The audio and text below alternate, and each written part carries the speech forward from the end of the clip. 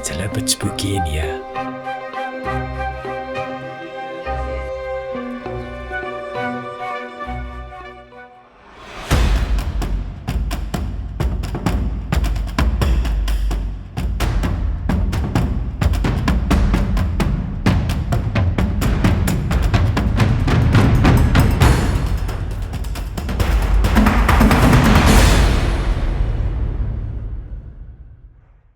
Good morning.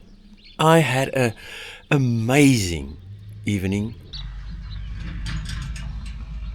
I feel revitalized. This is the little houses I stayed in. All my Turkana bags nearly on. Look at all that mud. Hello, kitty. Hello. Yo, do.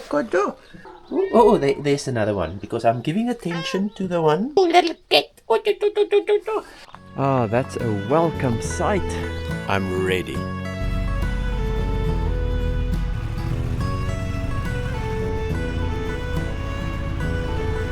Hello.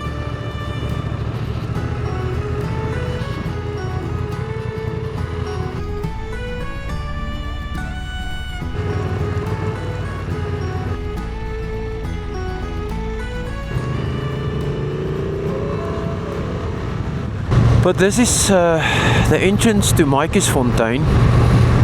Hello. This is Matjiesfontein. Let me take you through the streets of this incredible old Victorian town and show you what it looks like today. But more importantly, tell you a little bit about the fascinating history behind these beautiful buildings. Here behind me is the famous Matjiesfontein. This is an old Victorian little town. Matjiesfontein was founded in 1884 by a Scottish railway man named James Logan.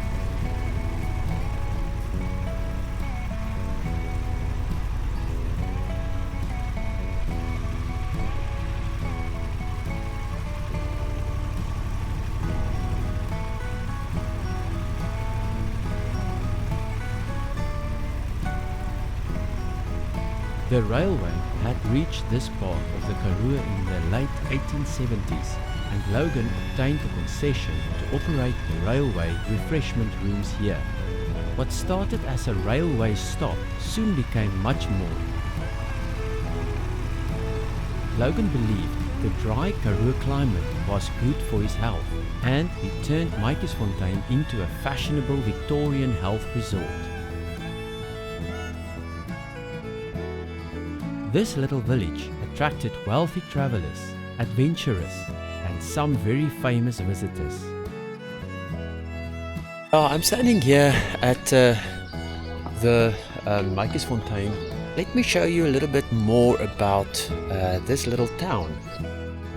Among them were Lord Randolph Churchill, the father of Winston Churchill, author Rudyard Kipling, Cecil John Rhodes, and famous South African writer Olive Schreiner, who lived here for a period. And Matjiesfontein wasn't just about wealthy Victorian visitors. It became an important military location during the Anglo-Boer War, with thousands of British troops stationed in and around the village. This whole town is a museum. The town even developed a reputation for cricket. James Logan was one of the important early figures in South African cricket, and famous English cricketers played on this historic Matjiesfontein cricket pitch. So, there's a lot more to this little Karoo village than meets the eye. Now, let me take you inside the famous Lord Milner Hotel. The Lord Milner Hotel is probably the most recognizable building in Matjiesfontein. The original hotel was built by James Logan in 1899, just as the Anglo-Boer War was beginning. During the war, the hotel was used as a military hospital for British troops. While thousands of soldiers were camped around the village, the hotel's central turret was even used as a lookout post. Then, In 1968, hotelier David Rawdon bought the village and began restoring it. He reopened the hotel in 1970 and renamed it the Lord Milner Hotel. Today, walking through the hotel feels like stepping straight back into Victorian South Africa. The antiques, old photographs and grand rooms give you a real sense of what this place must have been like more than a century ago. And there are even plenty of ghost stories connected to the hotel.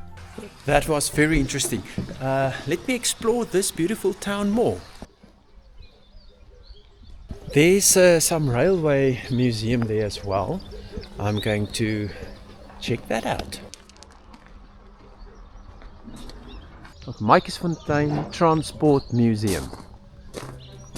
Now I'm walking over to have a look at the Matjiesfontein Transport Museum. If you love old vehicles, this is definitely worth a visit. The Transport Museum contains an impressive collection of vintage vehicles from roughly the 1930s to the 1960s, including old Chevrolets, Dodges and Jaguar MK8. But perhaps some of the most interesting vehicles are the two Royal Daimlers associated with King George IV 1947 tour of South Africa when he travelled with Princess Elizabeth and Margaret. There are also antique bicycles, an old London bus, a steam locomotive and railway carriers that you can explore.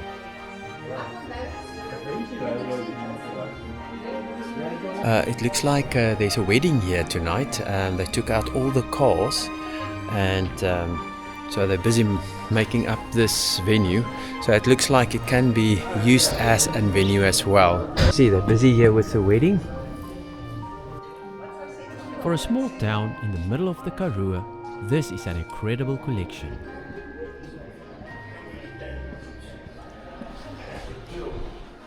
There's also some old vehicle here.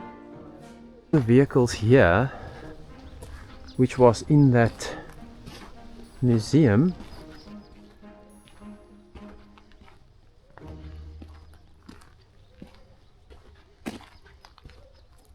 This is such a beautiful town. But now, let's visit the museum in Matjiesfontein.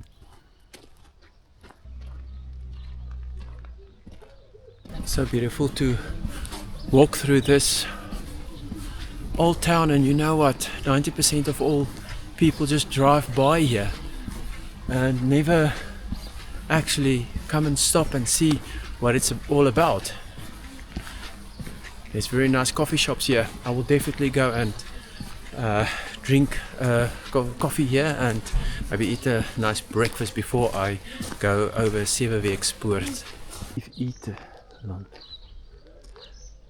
I think this was one of that old buses here. But let's go to the museum. Are you still waiting for me?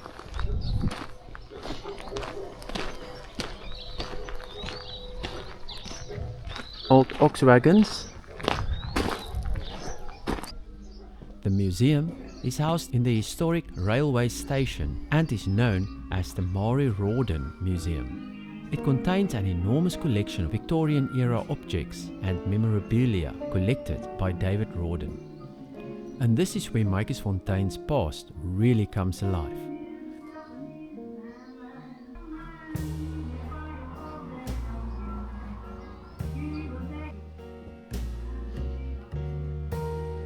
It's a little bit spooky in here. You'll find everything from household objects and old photographs to strange and fascinating pieces of Victorian memorabilia.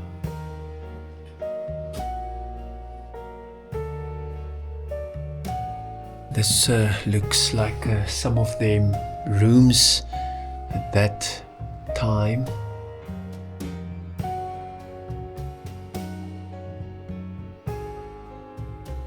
Everything is so dark. What is this? Oh, it's all baby room stuff.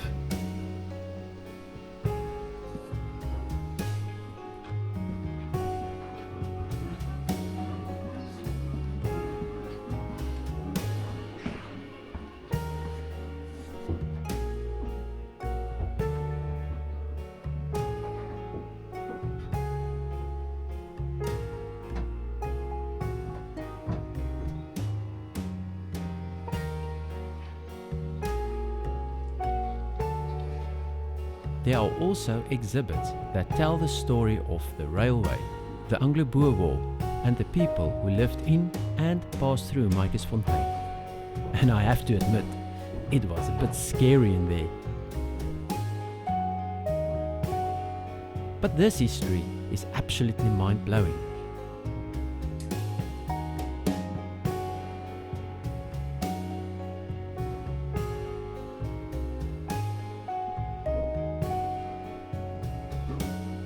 All the stuff to make shoes. Printing press.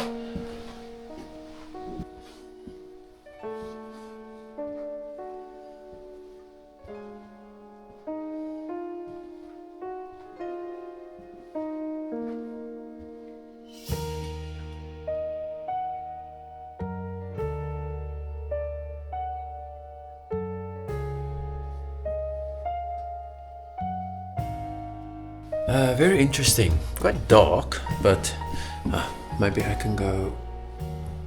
Oh, upstairs here. I'm going the wrong way.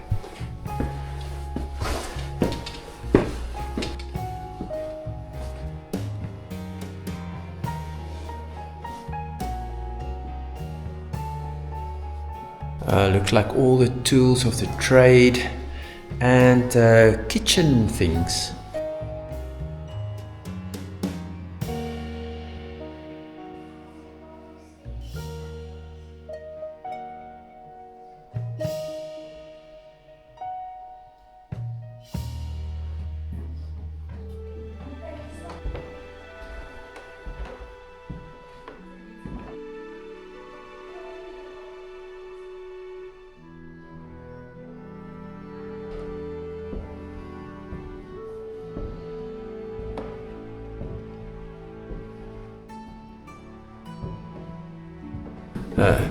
A little small child asked her father here, do you think this place is haunted? Let me go and show you the most haunted space.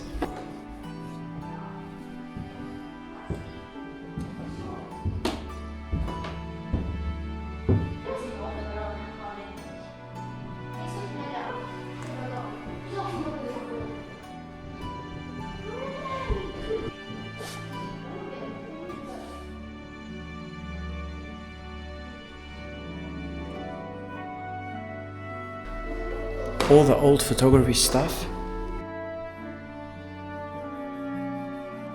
Dentist and a chemist.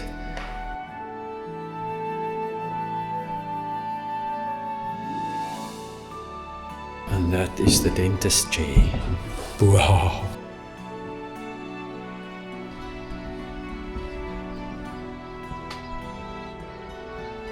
This was the old railway station. Can you believe it? Every room seems to have another story, and some of the exhibits make you realize just how different life was more than 100 years ago.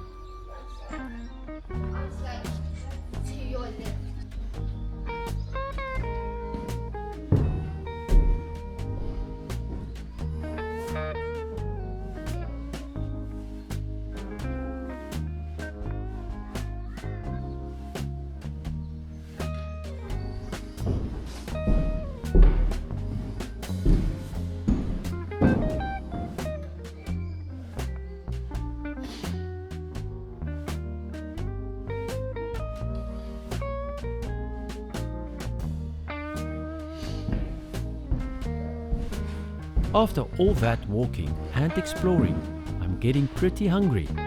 So, I'm going to have a great breakfast at the Lord Milner coffee shop. I think my bike is still safe, so I think it's time to maybe go and eat a breakfast. This is the old coffee house. Let's see.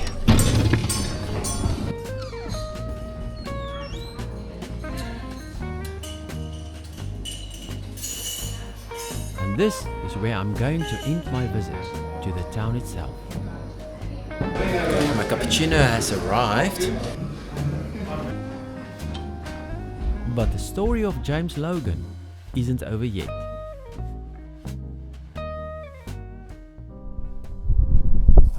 there.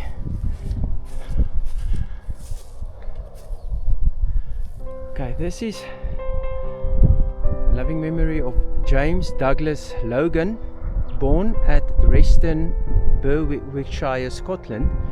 About 10 kilometers outside Matjiesfontein is a small cemetery where James Douglas Logan, the man who founded this remarkable village, is buried.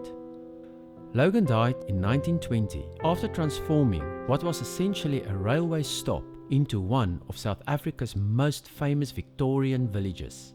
And interestingly, he is buried next to another famous name, English cricketer George Lohmann, who spent the final years of his life in the Karoo because of its dry climate. Standing here at Logan's grave really brings the whole story together. Yeah, this is Logan's gravestone, and next to the gravestone is his wife.